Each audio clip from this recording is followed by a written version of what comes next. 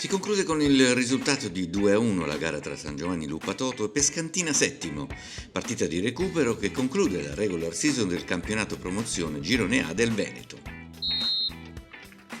I padroni di casa, per sperare di accedere ai playoff, attendono il risultato della gara dell'Isola Rizzaro-Verchiara che, invece, batte nettamente il Valpolicella Calcio con il risultato di 1-4.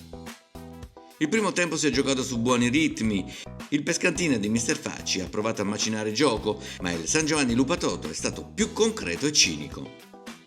Il centrocampo solido, con Bisogno e Capitan Menini, le scorrerie di Garzetta sulla fascia hanno permesso a Bomber Cardone di segnare una doppietta. Il primo gol al 30°, il numero 10 di sangue pugliese si fa trovare pronto sul secondo palo sul cross dalla fascia e di testa piazza la palla in rete.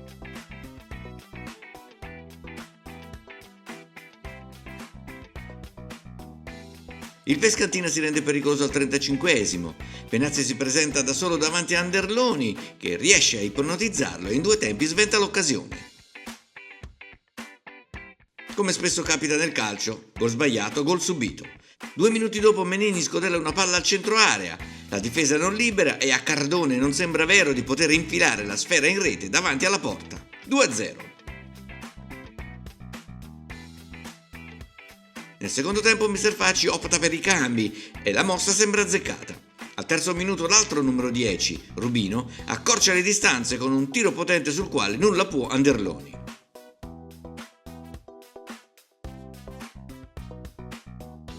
Ancora Rubino cerca il pareggio con un siluro da fuori area che colpisce in pieno la traversa.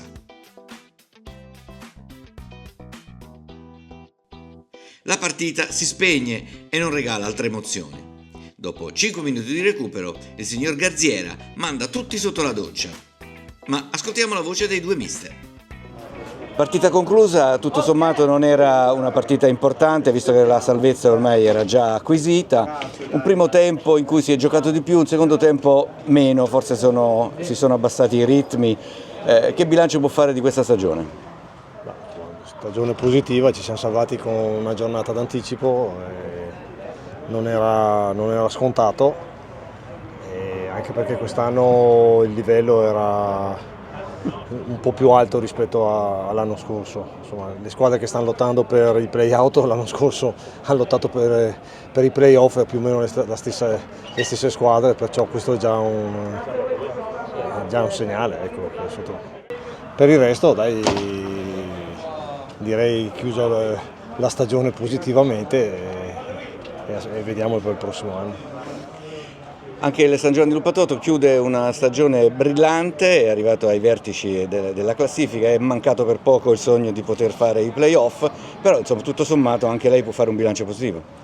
Assolutamente sì, guardando dall'anno scorso, dopo la rosa che è stata rinforzata, abbiamo fatto un'andata forse molto al di più di quello che ci aspettavamo noi, ma anche con un pizzico di fortuna. Nel girone di ritorno è cominciata come il calcio così, con infortuni, squalifiche e giornate no, e ci hanno portato a fare pochi punti nel girone di ritorno. Però questo era un percorso che il San Giovanni sapeva, forse ci siamo un po' illusi all'inizio, all'inizio del ritorno, e invece la realtà dopo è quella che si vede in campo. Noi abbiamo ancora qualche problemino, adesso la società spero che sia in grado di risolvere questi problemini, per puntare a fare qualcosa di meglio. Comunque io mi tengo questo quarto posto dopo un campionato, come ha detto il mister qua, molto difficile, dove puoi perdere da chiunque e puoi vincere da chiunque. Questa è la mia analisi. È stato anche un bel campionato divertente. Dopo tanti anni passati nel calcio si trova ancora lo stimolo giusto di poter avere quell'entusiasmo di venire a fare gli allenamenti, di dedicare la domenica al calcio anziché alla famiglia? Insomma, finché la famiglia consente,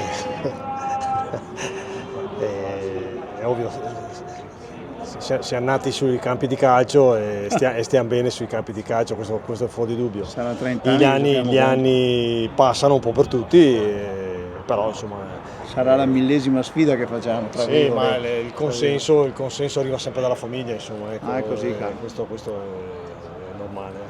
Anche per lei, mister? No, per me è finita.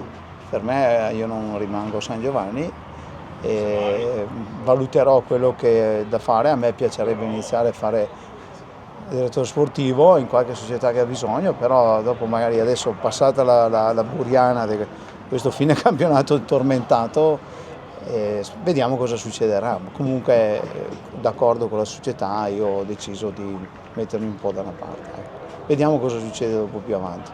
Allora un bel 5 ci vuole qua. Vabbè, ma è una vita che ci conosciamo. Siamo un po' i decani qua del calcio dilettante.